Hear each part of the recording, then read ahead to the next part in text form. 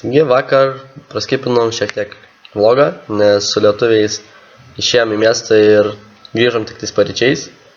Po poros valandų miego atgal į konferenciją ir, nusikalėm, pavargom tikrai, šiandien jau prireikė ir kavos, kad atsibustume pilnai. Ir tiesiog dar daugiau žmonių negu pirmom dienom. Šiandien tikriausiai daugiausiai merginų matėsi šiandien, nes pirmom dienom tai gan nemažai, bet ne tiek daug. Šiandien va kažkaip dar daugiau. Pagaliau meetingą normalų turėjom, brokeridge evente, kuriame dalyvaujam. Atėjo Suomė, kuris žinojo, ko nori, žinojo, ko jai reikia, ir tada meetingas buvo konstruktyvus, viskas faina, gražu, viskas aišku. Ne taip kaip su kitais, kurie ateina ir pasako, we are a startup, we don't have money, ir panašiai. Pagaliau nusipirkom Vodafone kortelę vakar. Ją sistema tokia, kaip paaiškino bičas, iš kurio pirkom. Už 5 eurus nusipirki kortelę, 10 pasipildai, gauni gigabaitą interneto. Tai pasirodo, kad dar reikia užsisakyti planą, kas vyksta maždaug taip: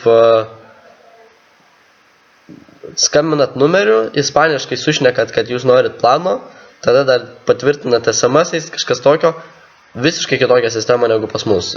Beje, prepaid kortelėms reikia parodyti pasą ir užregistruojamas yra jo numeris, taip kad tokių dalykų kaip pas mus Lietuvoje supildyk nelabai išeista padaryti, kad turėti visiškai anoniminį telefono numerį.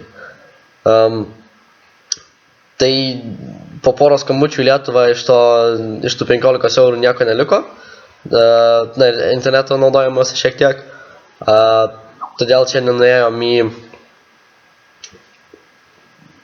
Vodafone šalia namų ir ten padarė visą tą procedūrą su skambinimu ir plano užsakymu, ir dar 15 eurų turėsim likusias dienas internetą ir dar keletą minučių pokalbėms.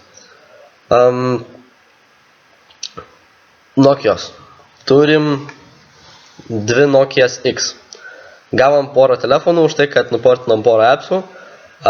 Su lietuviais darėm atrakciją, portinam appsus į Nokia X platformą ir paėmėm 6 ar 7 telefonus. Tai iš tikrųjų Nokijos bičai visai džiaugiasi, kad appsų pridėjom.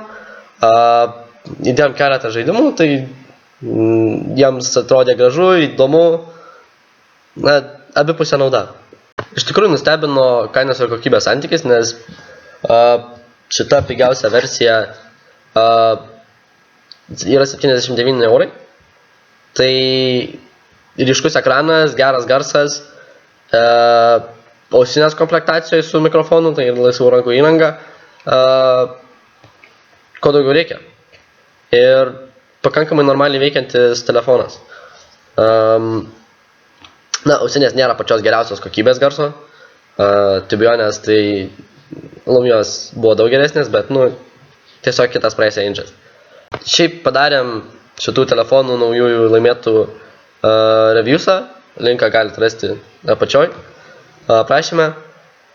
Ir eisim jau miegoti, tikriausiai, nes rytoj laukia vėl vakaras su lietuviais ir dar pilna visa konferencijos diena. Tai kaip ir tiek. Iki.